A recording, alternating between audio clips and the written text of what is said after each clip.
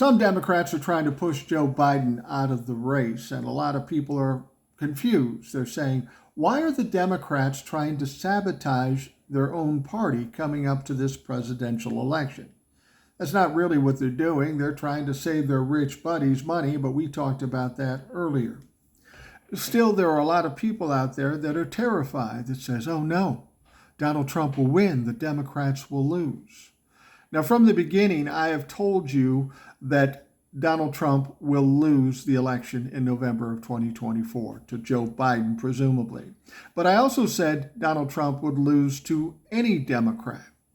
So if the Democrats are successful in pushing Joe Biden out, yes, Kamala Harris can beat Donald Trump. I think any Democrat could beat Donald Trump. Because you see, it's not about the candidate in this situation. It's not about who they like the most. It's who they're most afraid of. And that happens to be Donald Trump. Remember the 2020 election? More people came out and voted in that election than ever before. 74 million people voted for Trump, 81 million people voted for Joe Biden. Now, do you think they came out because Joe Biden was this fireball and they really wanted to vote for him?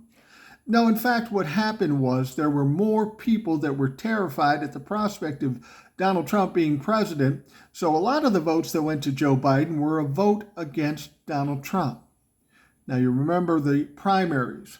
Donald Trump was easily winning the primaries, but he was losing 15 to 20% of the vote to Nikki Haley, who wasn't even on the ballot.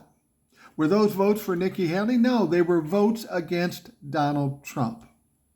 The Republican Party and Donald Trump have said the quiet things out loud. Since 2020, the only thing that's happened is Democrats have become more terrified of the prospect of Donald Trump being in control again. In 2020, Joe Biden won by 7 million votes.